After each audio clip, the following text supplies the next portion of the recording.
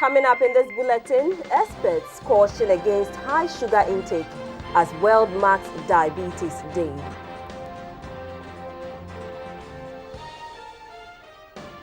Ethiopian Prime Minister arrives in Accra for a 3-day official visit.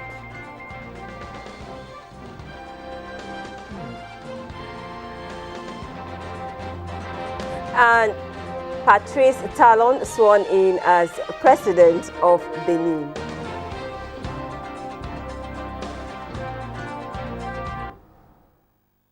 Hello, good evening. A very warm welcome to the studios of GBC24 and GTV here in Accra.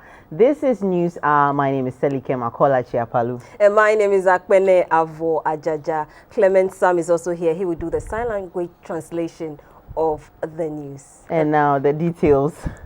From breakfast to dinner, sugary foods dominate the menu in both local and continental dishes, while accusing fingers at being pointed at sugar for diseases including diabetes.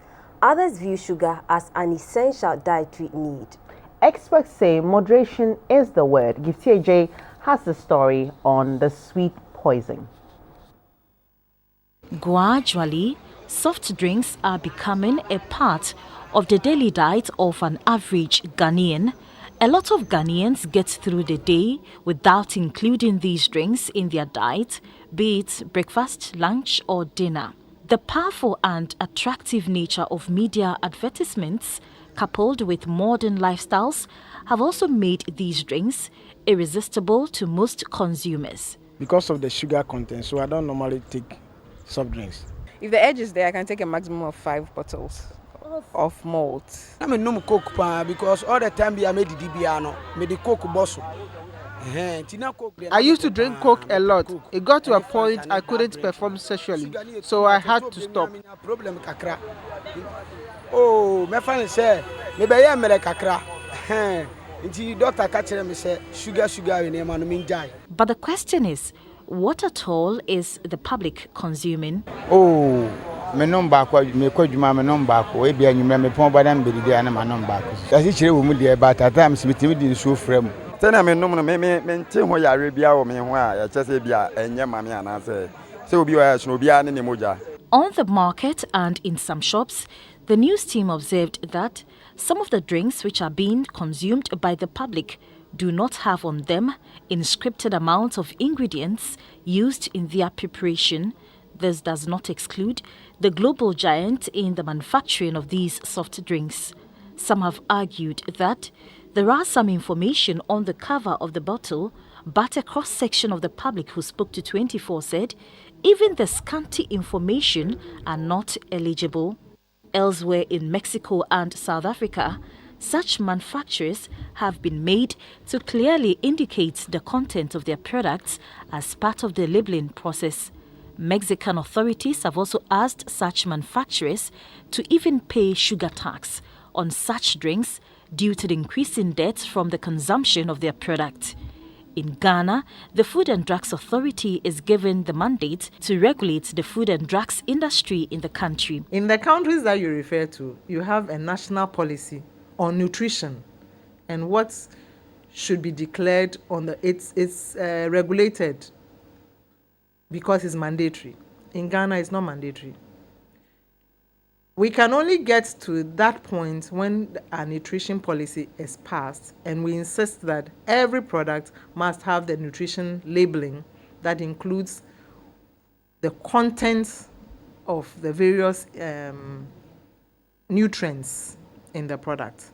As the public continuously consumes such products, the idea of checking their sugar level is something they have never thought about.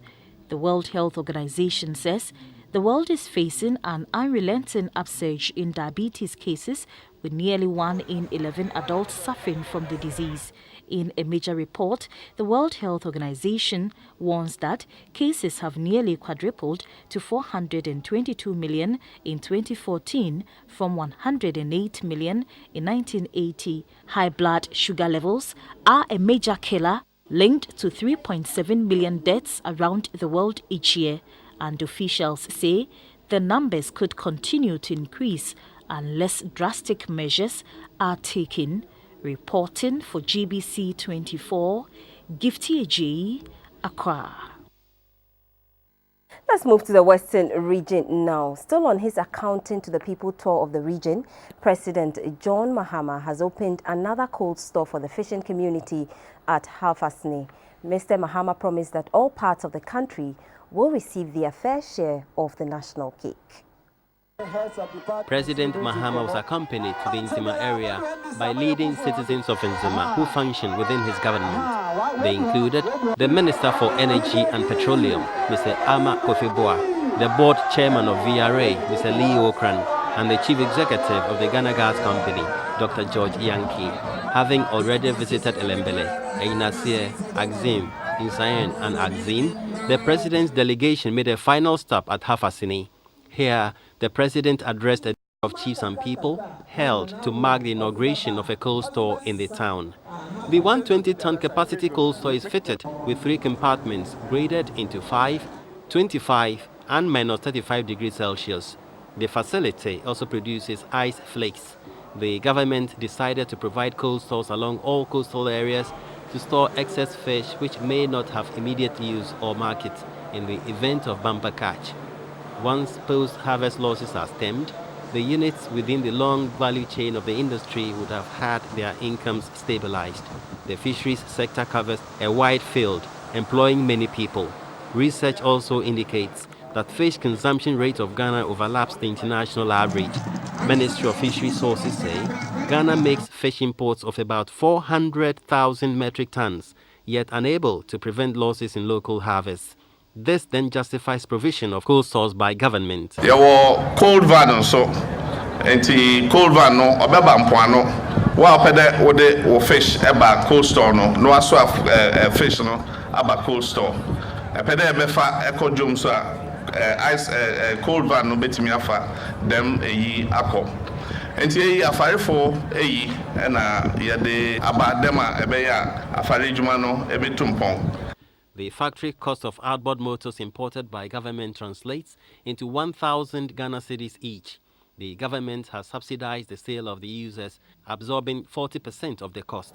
It is currently importing 1,000 outboard motors to the country. The government is also making pre-mixed fuel available to the fishing communities, with the president instructing that truck loads of the fuel be delivered at all coastal areas. And moving back here to the capital, the Ethiopian Prime Minister Haile Mariam Desalegn arrived in Accra on Thursday on a 3-day official visit, during which he will hold talks with President John Mahama, after which the two will address a joint press conference on a wide range of issues. Mr. Desalegn will also initial a cooperation agreement between his country and the Kofi Annan International Peacekeeping Training Center at Teshi. Accra-Addis Ababa relations dates back to the 60s. Ghana's first president, Osajifo Dr. Nkrumah, and Ethiopia's Emperor Haile Selassie played major roles in the formation of the Organization of the African Unity, which later transformed into the AU Commission.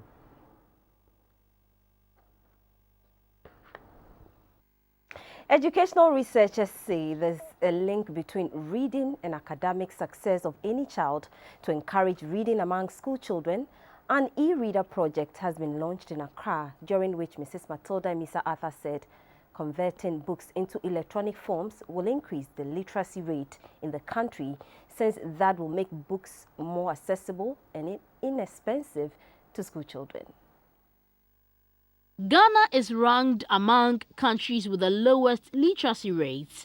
Most children of school-going ages, especially in rural areas, are unable to read, and those who can read cannot understand what they read. Others do not even have access to reading materials.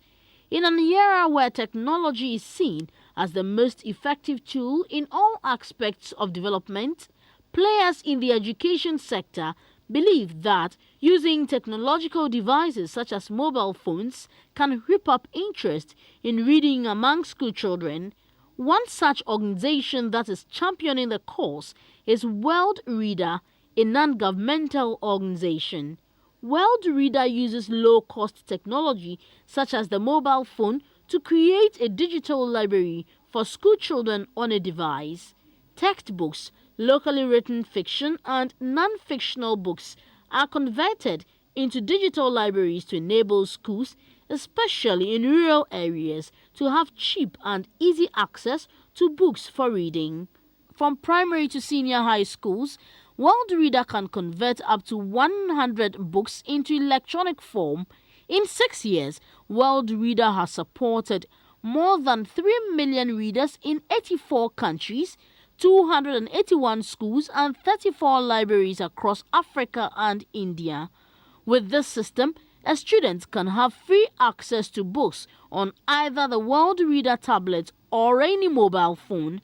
The wife of the Vice President, Mrs. Matilda Amy Sir Arthur, urged companies that convert books into electronic forms to have content managers to closely monitor what they make available to the children. She also advised parents and teachers to help the children to develop a reading culture. For the children who live in the rural areas and those whose parents cannot afford books, can you imagine what owning a Kindle with hundreds of books, including textbooks on it, will do to them? Can you imagine how many children in those areas who through their Kindles can read about otherwise unknown places? Can you imagine how through those children their families will also be impacted? As we share ideas and learn from each other, I hope each person here will be enriched and encouraged to go back and help in the digital reading crusade. A parent said the e-reader project has not only benefited her JHS daughter, but her entire family. President and co-founder of World Reader, Mr. David Richer, said the organization has also created reading clubs to teach their children to read. The truth is, kids want to read, parents want their children to read, and teachers want to have access to books. So we're just working harder and harder and harder to get, books into more and more people's hands. So far, World Reader has implemented the e-reader project in 50 schools and libraries across the country. Moving on to the transportation sector, experts within that sector are brainstorming on how to make Ghana a transportation hub in West Africa. The agenda has already started with a master plan in place which has begun yielding railways, airports and seaports infrastructural developments in recent times. The transportation experts who are meeting in Akonsombo believe that when Ghana carves a transportation niche in the region, it would facilitate movement of goods and services and accelerate national development. A report by Nuto Bibini Nuto. Transportation seems to be the spine to other sectors of the economy. Thus, without an effective, sustainable transport system, other sectors such as agriculture, health, finance and trade will struggle for survival. This is due to the indispensable roles water transport, air, rail and road transports play, with the latter contributing 97% of passenger traffic and 95% of freight. This is the reason various agencies and key players in the transportation sector are at their annual meeting after a 5-year break to review pertinent matters in the sector critical to the transformation of the nation. Speakers at the opening ceremony pointed to one direction. Ghana could leverage on its strategic location to become a transportation hub in the West African sub-region. But there is a need to bridge the infrastructure gap, for which government has invested some 2.8 billion cedis in 141 cocoa roads in 6 regions, while development partners have sunk some $900 million in the transport sector alone. All these policies, programs and projects executed with the support of development partners have seen the national road network increase from 67,853 kilometers in 2011 to 71,418 kilometers in 2014. The national road condition mix now stands at 35% in good condition, 33% fair, and 32% poor. Where do we want to place Ghana in the next 10 years?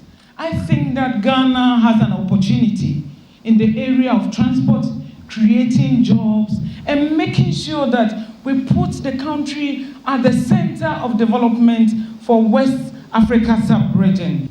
Others pushed for more public-private partnership projects in the sector so as to realize more infrastructure. The ministry has developed the master plans for the railway, the airports, and of course the seaports. This master plan, we hope, will serve as the blueprints for the systemic development of infrastructure and services. Despite these lofty ideas, challenges abound, necessitating innovative ideas at solving them. They include urbanization, population growth, poverty, and lack of resources due to donor fatigue. GBC24, Akosombo.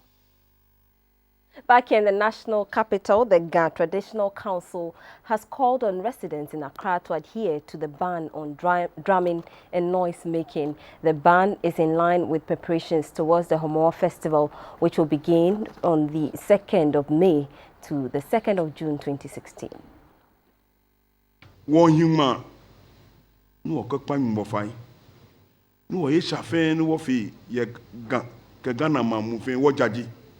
Mama Ashpon ni di second May eke 2nd June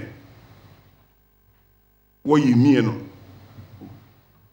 oba yimi no ye kama she ni di gbese brohun moni wo hakobu tak moni wo hakobu wolo ni olokowo no afi no ko oko ba yi gakusun e ba kun se ni be kun kan na ke so mo biye na mi bana mi ka mi bu wo mla no ke mla tuni ke mi po ni ke oya ni kanse me mesele alo meni efu mla le mi po sana mla kamiayi.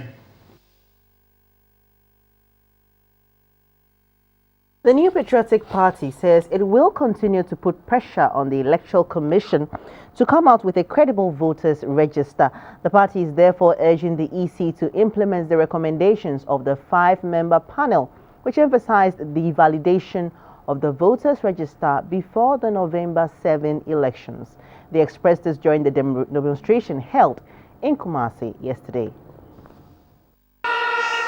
The demonstration was to compel the Electoral Commission to do something about the voters' register, which is said to have over 600,000 people who are dead.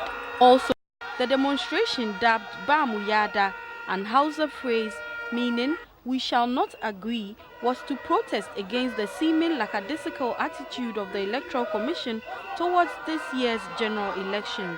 The demonstrators, who were in either black or red clothing, undertook a peaceful demonstration through some principal streets of Kumasi. There was no evidence of violence, and the police were on hand to ensure that no act of lawlessness was recorded. The demonstration moved from State Boys Basic School near Suame Runabout through Bantama, Edum Asafuleba Runabout, Fanti New Town to Alaba. Among the demonstrators were members, sympathizers and supporters for the NPP, Let My Vote Count, Movements for Change and AFAG. Also, among the demonstrators were some head porters referred to as Kayaye. The demonstrators converged at Abbey's Park at Ashtown to round off the event. The minority leader in Parliament and MP for Swami, Mr. Oseiche Mensah Bonsu, stated the NPP's position on the current voter register. The commission, after taking the report from the Zoo Club Committee, now turns around to say that we are not going to do the validation. We are going to do a subdivision after the limited registration. That may create problems. We don't want to have problems. That is why we want to register in the strongest terms possible to the commission. That where it's treading, the path it is treading could be dangerous for Ghana. The NPP National Youth Organizer, Mr. Sami Ewuku, gave his impressions about the Kumasi demonstration. It's been extraordinary, and it's the biggest indication that people are rising for change. All we ask and seek for is not violence. We want a credible voters register. a voters register that all stakeholders can have confidence in it. The NPP's position all along was for a new voters register. The EC did empanel a committee of eminent persons, and they said there should be a common ground. That common ground was for us to have a validated voters register. So if you cannot even have a new voters register, you can have a validated one. You're watching News Hour live on your all news channels, GBC24 and GTV. Coming up next, we have business with Esther Edu. Do stay. Good evening, it's time to talk business. My name is Esther Edu. A meeting of experts and officials from the maritime, road and rail sectors across the world are meeting in Accra to work out solutions to the challenges facing global transportation and logistics. Opening the first day of the conference, the Minister for Transport, Mr. Fifi Kwete, indicated that the road, rail and marine transport sectors have the capacity to create job openings for the youth and reduce the unemployment figures on the continent. Africa is far behind other continents when it comes to linking rail, road and water transport for socio-economic development. Intermodal transport has the potential to create jobs along the transport chain if the required infrastructure is put in place. It is in this regard that players from the transport sector are in Accra to chart a path to linking available modes of transport for growth. The platform affords operators from road, rail and maritime transport the chance to engage each other and exchange ideas that will move the logistics and services industry forward. The Minister for Transport, Mr. Fifi Kwete, said a critical look at the transport sector can go a long way to impact on the unemployment rate in the country. Employment creation, which is particularly a challenge for developing countries, especially Africa, can be potentially boosted by intermodal transport activities, especially when there is adequate provision for port infrastructure, roads and railways, as well as inland waterways to facilitate intermodal freight transport.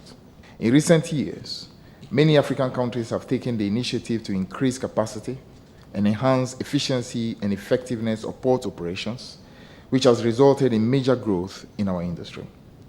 The Director General of Ghana Ports and Harbours Authority, Mr. Richard Anam, said the conference will help his outfit address pertinent challenges, including the problem of spacing at the ports. As bigger vessels are coming into the system, it means the ports will have to respond to these challenges.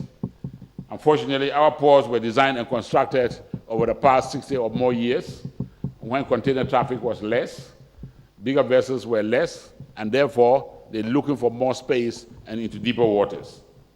And therefore these challenges will remain with us unless and until we rise up to these changing opportunities. The management of Ghana Ports and Harbours Authority say they are hoping the conference will lead to better ways of working together to improve regional cargo handling, transport and ultimately realize the potential for regional development. Cocoa Board has inaugurated a district task force at Doma to prevent theft and ensure that input supplied to cocoa farmers under the Kodapek High-Tech program reaches the farmers. The Deputy Chief Executive of Cocoa Board in charge of operations, Mr. James Kofi Kutrachi, urged the task force to ensure that fertilizers meant for distribution are not diverted but go to increase cocoa production. The Ghana Cocoa Board, with support from government, has been giving cocoa farmers the needed support to boost the cocoa industry, which is the mainstay of Ghana's economy. Under the Cocoa Disease and Pest Control Program and the Cocoa High-Tech Program, various fertilizers and chemicals are supplied to farmers free of charge. But recent reports of theft and diversion of the chemicals has posed a challenge to the distribution process. The District Task Force, which supervises the distribution, has included the police and the BNI to make supervision more effective.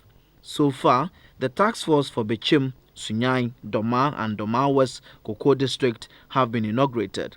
The Deputy Chief Executive of Cocoa Board, James Kutuachi, charged the task force to work diligently. He said measures have been put in place to ensure that the task force remains true to their mandate. The executive director of the Cocoa Health and Extension Division, Dr. Francis Barnes, said cocoa farmers need to register in order to obtain the chemicals.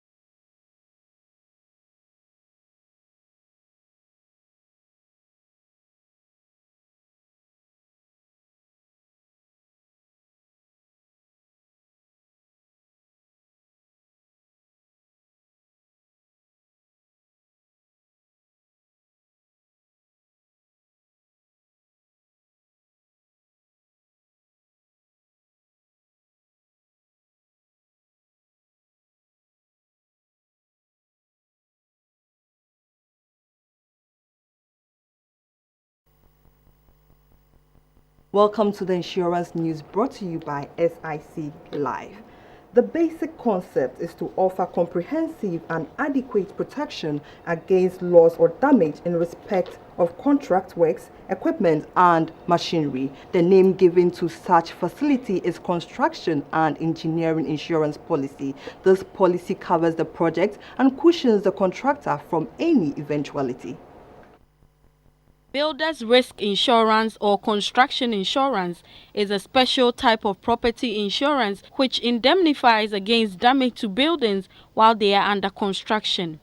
Builders risk insurance is coverage that protects a person's or organization's insurable interest in materials, fixtures and equipment being used in the construction or renovation of a building or structure, should those items sustain physical loss or damage from a covered cause. In an interview with the president of the Federation of Ghana Institute of Engineers on the importance of construction insurance, Mr. Kweku Buampong said engineers indemnify their project to avoid any casualty.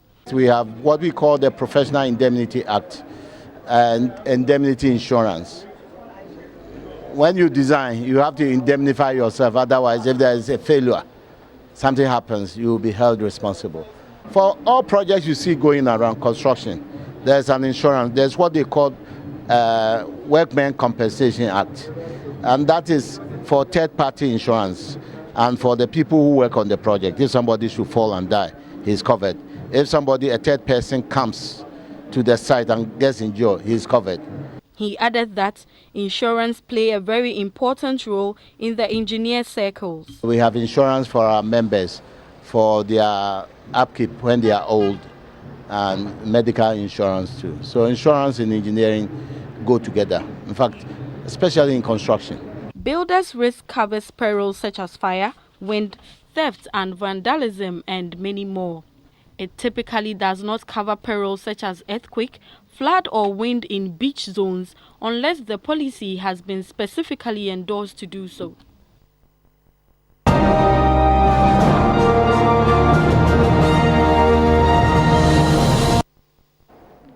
And that's all by way of... Hello, good evening. It's time to do health news here on GTV and GBC24, proudly brought to you by FPAC. Blows your pain away. My name is Kojo Echampon. Now to our stories.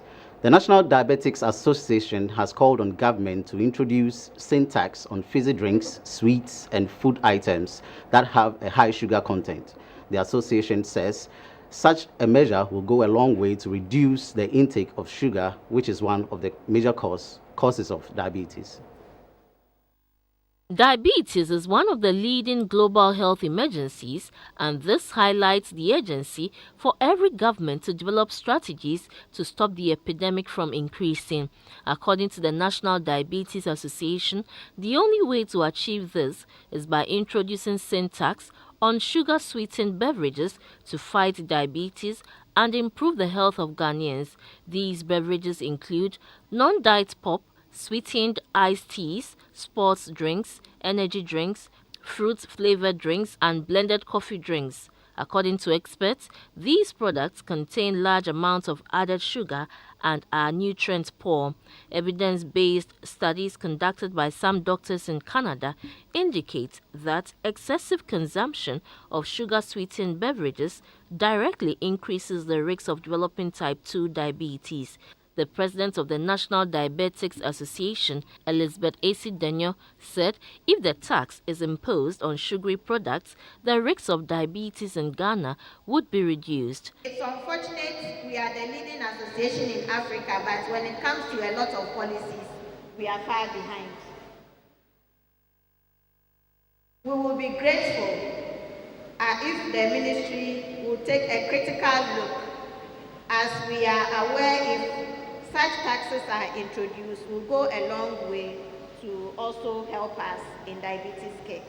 African countries like South Africa and Tanzania have introduced such taxes.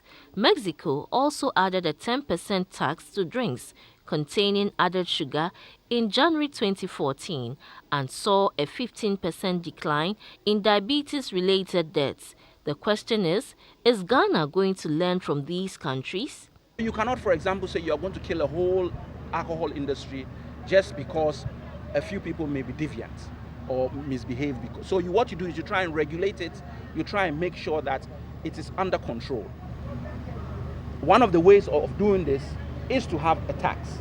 But as to how much and what it involves, that is a matter which the government, along with the Ministry of Finance, will look at. Latest reports from the WHO show that 1 out of 11 people in the world have diabetes. Now, it is estimated that about 4 million people in Ghana have diabetes, and 34% of them die every year. One of the diabetic patients is a 25-year-old Abigail Baba Boyson. As a member of the National Diabetics Association, Abigail has been using every minute of her time to educate people on diabetes and the challenges associated with it. 25-year-old Abigail Baba Boyson has been living with type 1 diabetes for the past 11 years. She says she has learned how to take care of herself, knowing that diabetes can be managed through regular checking, exercising, and good eating. Diabetes is all about being disciplined, but then sometimes you realize that when you go to certain workplaces, they think you can't do the work and other things, but you can do it. It's how disciplined you are that will help you be able to work. Now, the association gives free strips, free glucometers, even free insulin, which used to be expensive and is still expensive if you buy it from the pharmacies or you get it from the hospital, but now we are being given for free. She advised the youth to be cautious of excessive intake of sugar and carbohydrate and to check their diets. And still in health news, the World Health Organization says the world is facing an unrelenting upsurge in diabetes cases, with nearly 1 in 11 adults suffering from the disease. In a major report, the WHO warns that cases have nearly quadrupled to 422 million in 2014 from 108 million in 1980. High blood sugar levels are a high killer linked to 3.7 million deaths around the world each year. And officials say the number would continue to increase unless drastic measures are taken. The report lumps both type 1 and type 2 diabetes together, but the surge in cases is predominantly down to type 2, the form closely linked to poor lifestyle. Failing to control levels of sugar in blood has devastating health consequences. It triples the risk of a heart attack and leaves people 20 times more likely to have leg amputated, as well as increasing the risk of stroke, kidney failure, blindness, and complications in pregnancy. Earlier, we spoke to the president of the National Diabetics Association, Madame Elizabeth Denyon, on ways to prevent the disease. When they have vaginal itching, and in the male they have difficulty in erection, those are the early cardinal signs of diabetes. And even some have blurred vision and then itching of the skin. What is the rate of awareness of diabetes and other sugar-related diseases in this country? If you ask me, I would say poor, because to do all this we need finances. If you're going to go on air, TV, radio, you need finances, and the finances are not forthcoming. And the government too is not putting in much effort and much help to the association.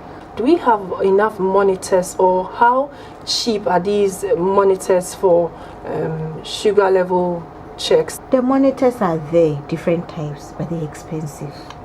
But elsewhere, they are available even on diagnosis. The health insurance companies give to the clients. But Ghana, we are having a problem because our NHIA system sees the glucometers as devices, which is not covered under the scheme. Don't put something in your mouth if you don't know what it is and what your body is going to gain from it. And then once you've been diagnosed with diabetes too, it's not a train smash. Take your medication regularly, go for follow-up, and test your sugar at least once a day. One mistake we make is we think if you put sugar 2-3 teaspoons is a problem. But what we must all understand is, if you eat banku, you've taken sugar. You eat yam, you've taken sugar. You eat rice, you've taken, because your body cannot use it unless it turns into sugar in the bloodstream. Sometimes you even need the sugar to survive as a diabetic when your sugar level drops. And even now, some of the treatments coming for treating ketoacidosis need some of these drinks to survive. So the key word is moderation. To the food industries, we would plead with them that they must look, if possible, have researchers in the factories so that they look at the components or substances that they put in food. A lot of the foodstuffs on the market are affecting people. We're developing a lot of cancer, a lot of diabetes, a lot of hypertension now due to the type of food we eat. So we will plead with them to also prepare as more near natural foods. And that's all we have for you by way of health news, proudly brought to you by FPAC. News Hour continues right after this break. Stay tuned.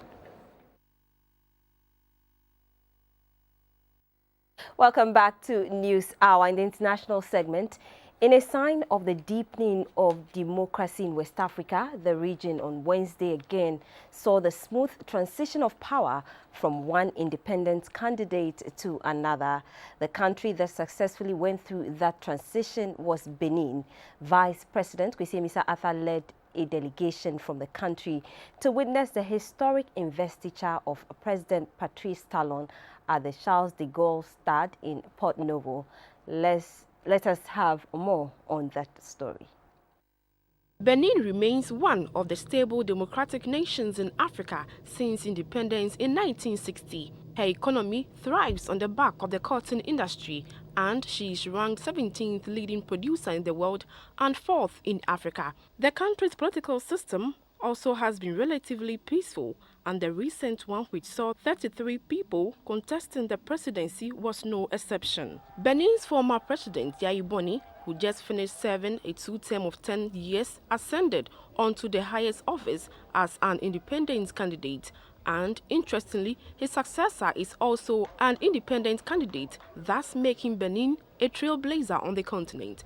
The first round of the election produced no outright winner. Prime Minister Lionel Zinzo won 28.4% of the vote, with his close contender, independent candidate Patrice Talon, bargained 24.8%. Another independent candidate, Sebastian Ajavon, placed third with 23.03%. A coalition of opposition parties threw the weight behind candidate Patrice Talon at the second round, which gave him a decisive win over Prime Minister Lionel Zinzo. Constitutional Court President Holo Theodore administered the oath. De respecter et de défendre la Constitution que le peuple béninois s'est librement donnée. De remplir. Assuming the highest position of the land, Mr. Talon also received an honor of the Grand Growers of Benin. In his inaugural address, the president promised to foster economic development, promote tourism, promote agri sector while fighting corruption and terrorism. Known as the King of Cotton, the president said he will bring his exploits in business to bear upon the country's cotton sector. One issue which many visiting heads of state, including Vice President Kwesi Mr. Arthur, saw as laudable is the president's renewed promise to serve only a one term of 5 years. In Benin, the constitution allows a president to serve 2 terms. However, Mr. Talon says that long stay in office may leave leaders complacent. On the sidelines, the vice president interacted with the Ghanaian community residents in Benin. One issue that dominated the discussion was the November 7th polls. West Africa, very democratic. Na ekubia amba to them Benin for 33 candidates. We were in one co. Nti me kan dey why ade. One ma iwiade nya wo West Africa also it's a secure and peaceful place. The man or Kodo. Into Sagana, a bear. No, you have catch Benin for the one president there. Why are they? Now, and so, yeah, here's an objection Benin for Kawaii. A very film passing them. Now, Africa for him. The first multi-party election in Benin was held in 1991. The country's longest-serving military leader, Matthew Kerekou, lost to Lise Fosoglo, but he staged a comeback in 2001 after a long-running election. Then in 2006, Yayi Boni and now Talon, bringing the total number of presidents since 1991 to 4. We'll be back shortly with sports. Do stay. Thanks for staying with us in what's happening in the sports arena. The fixtures for the National Women's Football League have been released by the Women's League Board. The league is slated to start 10 days from now in the country.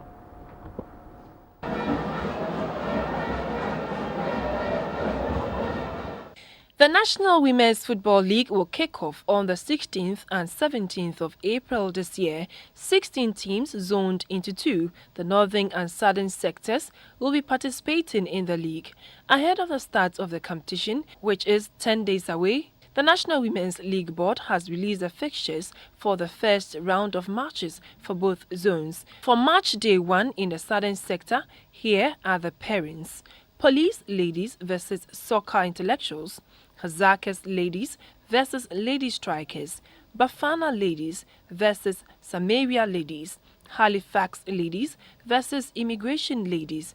And for the northern sector, Fabulous Ladies versus Real Upper Ladies, Saboyo Golden Ladies versus Northern Ladies, Lepo Ladies versus Ampem Dakwa Ladies, Prisons Ladies versus Ashtown Ladies. The competition has seen Hazakas Ladies from 2nd D winning all 3 previous editions. From the Women's League to the Men's League, and the MTN FA Cup round of 32 draws have been held within some mouth-watering pairings. Accra Hearts of Oak have been handed a back in the time clash with former top flight side Samatex. Matches will be played from Wednesday 13th to Sunday 17th April this year. Would obviously see the fans coming in! What a goal! The MTN FA Cup round of 32 matches will be played between Wednesday 13th April to Sunday the 17th April 2016. The FA Cup couldn't keep it out on Wednesday night released the fixtures. The pairing for the southern sector as follows: Pure Joy will lock horns with Liberty professionals. Elimina Sharks or Great Astronomers will tackle Edbusia Dwarfs. Ukuru United then takes on Dunkwa United. Buafa battles Calera United. Storm Academy then welcomes Kutuku Royals. Sekendi Hazakes will play home to Achiman Planes FC. Emmanuel FC then takes on Inter Allies. Samatex will battle Accra Hearts of Oak. True Democracy will take on Accra United. For the northern sector, the pairings are as follows. Power Sporting Club versus Wa Rockets FC. Wa Stars then battles Techiman City. AC Milan welcomes Mighty Royals with Bechem United battling Sunyani Liberty. Rainbow FC then settles matters with Steadfast FC, with Real 24 FC tackling Kumasi Asante Kotoko. Asukwa Deportivo then takes on Ash Gold. And that's all in sports. We'll be back with what's happening in the arts and entertainment segment. He calls his music gospel inspiration for the youth and the voiceless. He is Kojo Bento and was a guest on the Showbiz segment. Another year, screaming from this bottom, from this enemies will bless them. Title of the war song, got me really feeling like know what sign the school is on, man, to the scriptures, hot for the spirit. You're a preacher man who raps. Yeah. Oh, isn't it controversial? No, it's not. I mean, preaching is just like rapping. Preaching is just you putting words together constructively and putting it out there for somebody to listen to it. Okay. The most important thing is the message in the words that you're giving out. Okay. Yeah. Okay, so it's not controversial. Nah, not at all. Can you rap freestyle right now? Okay, on the same song? No, freestyle, something okay, nobody has heard. I was the king on this one too. My journey came to this point. Pharaoh's army behind me, Red Sea is right in front of me. I never listened, never took a side in this coin. I'm hot today, I'm cold tomorrow, temperature is hard to read. I started as a businessman that wanted to invest in this musical group. Okay. So I put my money in there, we took the song out there and people said the song wasn't dope. I went back, did my homework, came out again, did a couple of works, and it turned out okay. How did you transform into gospel? I know you've heard of this issue of Sakawa, right? Sakawa, yes, yes. So I was in a little bit of that. We had to sleep in a coffin and all of that. So buy human parts for sacrifices and all of that. I was actually in the church before I backslided to do all of this, right? I was in the church and I was giving everything I had for the church. Okay. And at a point, there was a misfeeling with me and my reverend minister at the time. Okay. And he felt I was trying to take the congregation from him because everybody from the congregation would come to me for help and stuff like that. So okay. It was a little dicey. And I wasn't in the church that day, but I heard he cursed me. So in the church, I'm going to lose everything. And I lost everything, including my family. My family couldn't look at me in the face twice, you know. So wow. It was, so, okay. I felt there was no love in the church anymore. I mean, I've given my all to the church, and this is what I get. So I came back and I invested in the music group I told you about, and I lost all that money too. So there was no way going up. I'm like, okay, whatever, anything to make that money, we'll do it. So at the shrine, right, in the coffin process, their gods went crazy. Okay. Their gods went confused, about 7 gods. They were like, this guy is not supposed to be here. Why have you allowed him here? So they were bashing their chief priest and all of that. And the priest that was supposed to finalize the ritual couldn't come out of his room for like almost 2 weeks. The door just wouldn't open. People confuse themselves to think slow music is worship songs. Okay. But it's not. Worship is just serving whoever deity you choose to believe in. I didn't have the faith in it, like, Charlie, this gospel people then get some attitude. But Joby Cham heard it and was like, I tell you, these are songs bishops will play in their cars. So that gave me the motivation too. Thank you very much, Felicity. Time to wrap up the news for today. We'll be back with news tonight.